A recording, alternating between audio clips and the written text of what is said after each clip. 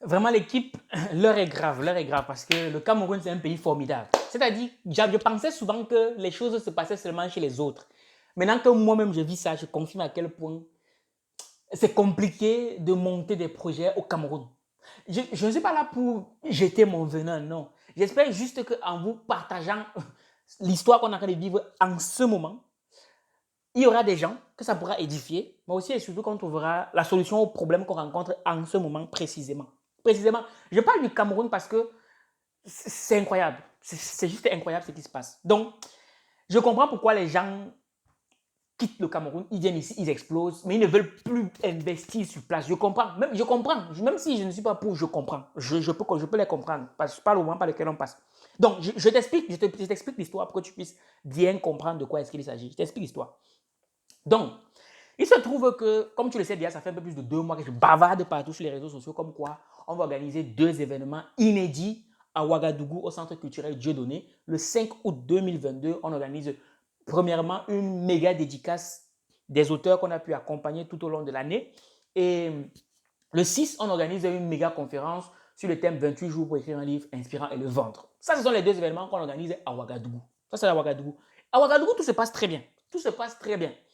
Par contre, quand on va au Cameroun, hey Dieu, quand on va au Cameroun, c'est-à-dire, je suis dépassé. Je suis dépassé. Je ne pensais pas que je pouvais faire une vidéo comme celle que je suis en train de faire aujourd'hui, mais c'est parce qu'on est pris au dépourvu. On ne sait pas quoi faire. Donc, au Cameroun, on va organiser le même événement. Pour les auteurs, on en a 11 dont on va dédicacer les livres au Cameroun, à l'hôtel Franco. On attend 400 personnes. On a pris la plus grande salle de conférence de l'hôtel Franco à Lonca. Et pour cela, on s'est dit, on ne veut pas que ce soit une conférence comme tous les autres, parce que le 5, c'est la dédicace, et le 6, c'est la conférence 28 jours pour écrire un livre inspirant et le vendre. Et on n'a pas voulu que ce soit une conférence lambda. On veut vraiment mettre les petits plats dans les grands. Donc, on s'est dit, OK, on va prendre des panneaux publicitaires pour donner un certain standing aux auteurs. Parce qu'on en a marre que les auteurs soient toujours un peu vus bizarrement, quoi. On a dit que pour leur donner un certain standing, on va prendre des grands panneaux publicitaires et on va les mettre en tête d'affiche qui soient comme des stars. On a dit qu'on va le faire à Ouagadougou et à Yaoundé. À Ouagadougou, tout se passe plutôt très bien. On a trouvé les panneaux, on est en train de finaliser. Par contre, à Yaoundé, c'est le dernier niveau. C'est-à-dire, ce qui se passe, c'est incroyable. C'est incroyable. Donc, je vous explique bien l'histoire pour que vous puissiez comprendre. Je prends les 2 pays pour que vous puissiez voir le contraste. Et moi, je suis vraiment déçu. Et vraiment, j'espère que parmi vous, il y en a quelqu'un qui va me trouver la solution à ce problème qu'on rencontre en ce moment. Un challenge, je préfère dire. Donc, quand on veut prendre les panneaux, je contacte donc l'une de nos collaboratrices au Cameroun. Je lui dis, franchement, on a besoin que tu nous gères ce volet-là.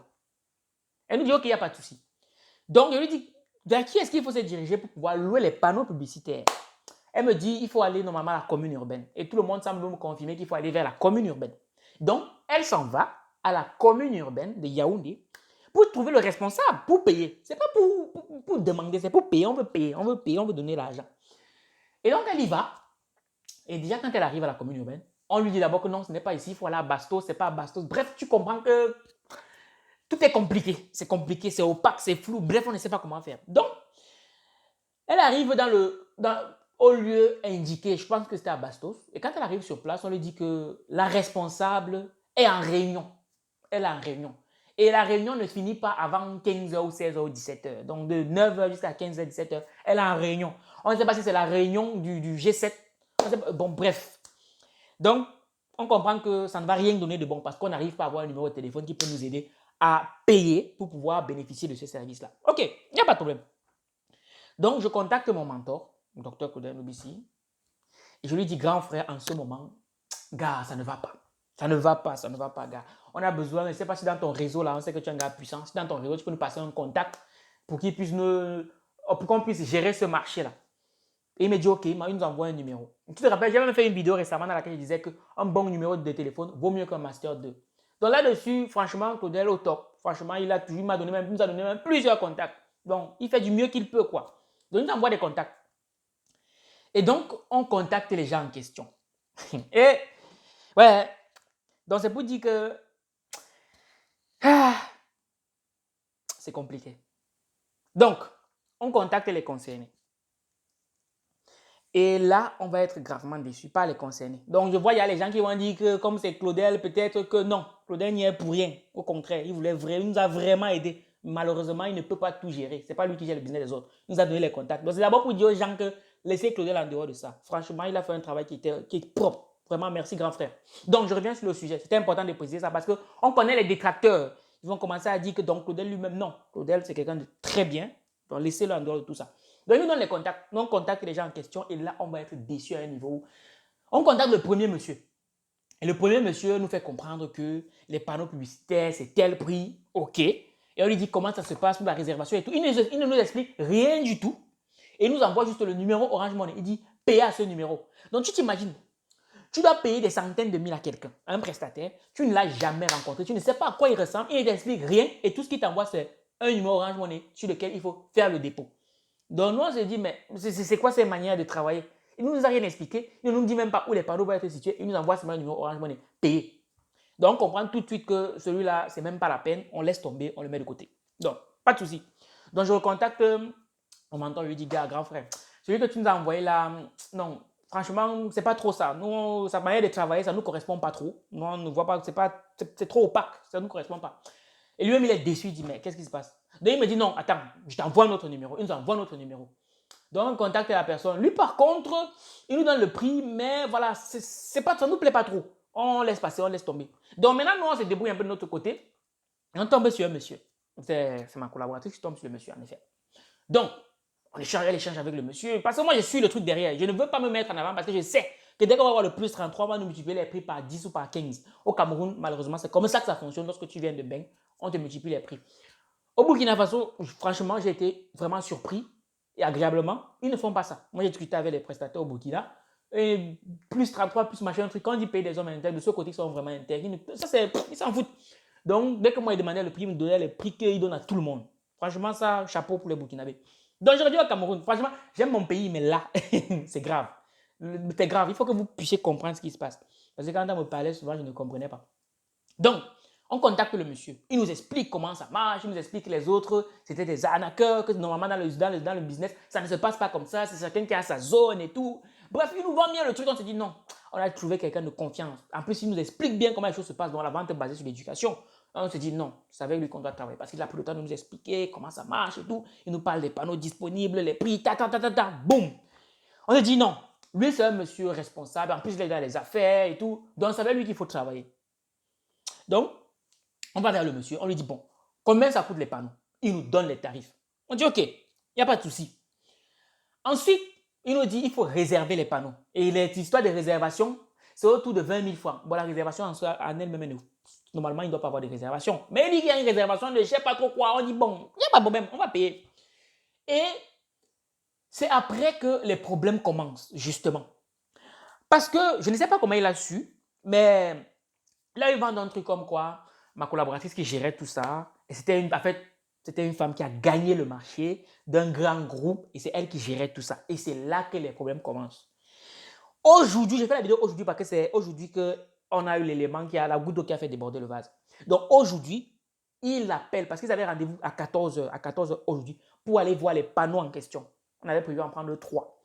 Donc il appelle aujourd'hui à 14h pour aller regarder les panneaux. Et là, premièrement, il lui dit les panneaux qu'on va aller visiter. Comment ça se passe pour le déplacement? Déjà là, ça commence à faire bizarre. Mais c'est vous, les prestataires. Donc normalement, c'est vous qui devez vous arranger à ce que quand on veut visiter, ben, soit vous nous expliquez ça au début, parce qu'on a demandé comment ça se passe. Ils ne nous ont pas expliqué ça au début, ils nous ont juste donné combien ça coûte. Maintenant, quand ils sentent qu'on est en train d'avancer on veut vraiment passer à la caisse, ils commencent à nous inventer des choses. On lui dit, bon, ok, on va aller regarder les panneaux. Il commence à dire non. Comment ça se passe pour aller visiter? Parce que je ne serai pas seul, je serai avec mon collègue. Comme si on a besoin d'être 3 pour regarder un panneau, ça, je n'ai pas compris déjà. Il dit, je serai avec mon collègue, on va aller regarder les panneaux ensemble, ok? Et maintenant, pour le déplacement, c'est à votre charge. Bon, on dit, ok, c'est le Cameroun, il n'y a pas de problème. Mais moi déjà, à la base, en termes d'expérience client, j'aurais inclus ces prix-là déjà dans la location du panneau. J'aurais inclus ces prix. Mais le fait qu'on ne nous explique pas et que c'est comme ça le jour où on te dit qu'il faut rajouter l'argent, déjà là, il y a un truc qui commence à nous embêter. On s'est dit, bon, il n'y a pas de problème. On va prendre un taxi course pour gérer ça. Donc, on se met d'accord, parce que je suis l'histoire. Et il y a quelques heures, il appelle ma collègue et lui dit, bon, comme tu gères le truc d'un grand groupe, voici ce qu'on va faire. Voici ce qu'on va faire. On va aller, on va regarder les panneaux et on va même filmer avec vous. On va filmer. Comme ça, quand vous allez filmer, vous allez envoyer au groupe, comme on pense que Agent Livre, ça y est, on a dépassé Dangote Group. Vraiment, les choses que nous parlons souvent sur Internet, c'est ça qu'on va lire. Ok. Donc, ils disent, on va envoyer la vidéo au grand groupe là. Comme ça, nous, on va aller chez la personne même qui est chargée des panneaux. Donc, en fait, celui qui dit qu'il gère les panneaux, ce n'est même pas lui, il est aussi un intermédiaire. Il y a beaucoup d'intermédiaires. On va aller voir celui même qui gère les panneaux. Et celui-là, c'est à lui qu'on va donner l'argent. Donc, on va lui donner l'argent. Et maintenant, il va faire la facture. Et bien sûr, il sera surfacturé parce que dans cette facture, il y aura la facture du prestataire en question. Il y aura aussi leur commission à eux. Donc, il lui propose qu'on va rajouter l'argent que nous, on va prendre comme commission. Comme ça, on va se partager tous les trois. Donc, en fait, il voulait mettre notre collaboratrice dans la marmaille. Il dit non, vas-y, faisons ça, tu vas voir, ça va bien marcher. Tu captes un peu? Il voulait mettre notre collaboratrice dans la marmaille. Comme ça, ils font bien leur truc et nous, on paye. Mais sauf que ce qui n'avait pas prévu, c'est que notre collaboratrice était avec nous. Elle était avec nous. Et donc là, c'est là qu'elle m'appelle, elle me dit, Valère, vraiment, ce monsieur m'a déçu. Parce que je pensais que c'était un monsieur responsable. Quand j'ai vu dans les affaires dans lesquelles il était, je me rends compte qu'en fait, tout ça, ce sont des bêtises. Donc, parce que le risque qu'on court, si jamais on paye même chez ces personnes-là, c'est que même à la dernière minute, il peut te dire qu'il y a un problème. Oui, parce que si, déjà là, nous sommes le 27, à l'instant où je fais cette vidéo, ben à quelques minutes d'aller regarder les panneaux, il commence à t'inventer des choses. En fait, il cherche les moyens toujours de gratter. Il cherche toujours un moyen pour te gratter de l'argent. Et toi, que les réservations qui ne servent à rien, les commissions qui ne servent à rien et les déplacements, il faut toujours qu'on te prenne de l'argent. Et donc, je lui ai dit que, tu sais quoi, quand les gens commencent comme ça, c'est même pas la peine de poursuivre. C'est même pas la peine. Parce qu'à la dernière minute, il peut toujours te sortir une histoire. Il peut toujours te sortir une histoire comme quoi la colle, le papier, la commune, il y a des taxes. Bref, tu sens que n'importe quel moyen il va te dire pour rajouter l'argent. Donc, ça, c'est un truc qui nous dépasse. Donc, moi, mon propos ici, ce n'est pas seulement de faire une vidéo pour faire une vidéo. Non, ce n'est pas seulement une vidéo pour se plaindre. Ça ne m'intéresse pas. Moi, je fais surtout cette vidéo pour que vous puissiez comprendre que au Cameroun, le problème des Camerounais, ce n'est pas l'argent. Le problème des Camerounais, du Cameroun, sont les Camerounais. C'est d'abord ça. Parce que ce n'est pas possible de raisonner comme ça. Un manque de professionnalisme total. Donc maintenant, nous, on a l'argent. On veut payer, mais on ne trouve pas de personnes fiables avec qui travailler. Je suis pas en train de dire qu'il n'y a pas de personnes fiables au Cameroun. Mais je suis en train de dire que lorsque tu veux faire un truc au pays, c'est compliqué. Voilà. On me parlait souvent des choses des autres, je ne comprenais pas. Maintenant, c'est nous-mêmes qui vivons ça. Donc, si jamais l'un d'entre vous regarde cette vidéo et qui connaît comment ça se passe pour louer des panneaux, qui connaît des personnes correctes, parce que je sais qu'il y a des personnes correctes avec qui travailler au Cameroun. Je sais qu'il y a encore des personnes correctes avec qui travailler au Cameroun. Donc, s'il y a des personnes correctes avec qui on peut travailler pour avoir les panneaux, parce qu'on ne va pas lâcher l'affaire, on aura nos panneaux. Il est hors de question que des personnes comme ça nous empêchent d'aller de concrétiser ce qu'on veut faire. Nos auteurs vont être mis en lumière comme il se doit. Mais pour ça, on ne peut pas le faire seul. On a besoin des personnes correctes avec qui on pourra travailler et avoir nos panneaux publicitaires à Yaoundé.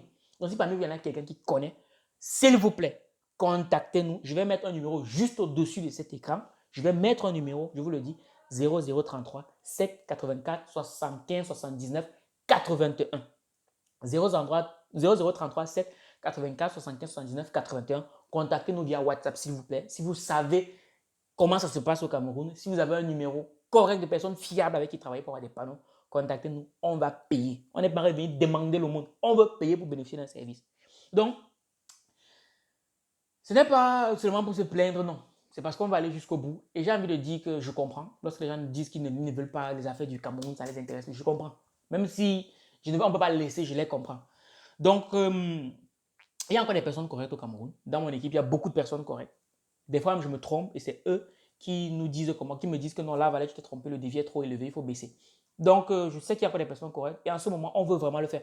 Nous, on veut mettre nos auteurs en lumière. Donc, s'il vous plaît, si vous pouvez nous accompagner, nous sommes ouverts. Donc, contactez-nous. Je vais mettre le numéro juste en haut. Contactez-nous afin qu'on puisse voir ensemble comment faire pour pouvoir aller jusqu'au bout.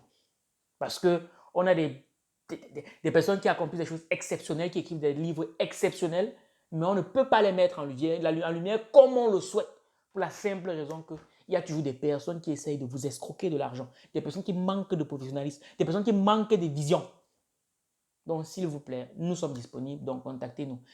Mon but, comme je vous l'ai dit, ce n'est pas juste pour faire une vidéo pour le buzz, ça ne m'intéresse pas. Le but ici, vraiment, c'est qu'on puisse trouver ensemble cette solution pour pouvoir mettre en lumière nos auteurs qui en ont vraiment besoin.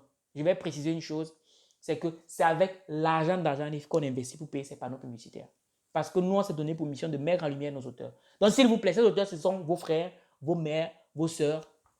Donc, nous, on veut permettre à ces auteurs-là d'être en lumière et de partager leur message qui, à mon sens, a la capacité de transformer l'Afrique tout entière. Donc, j'ai envie de remercier Claudel parce que je reprécise, je connais beaucoup de gens là qui vont, les détracteurs, qui vont transformer le message. Non, Claudel, franchement, il est au top. Donc, l'équipe, on compte sur vous, on compte sur vous. Merci beaucoup et on attend vos recommandations. On est ensemble.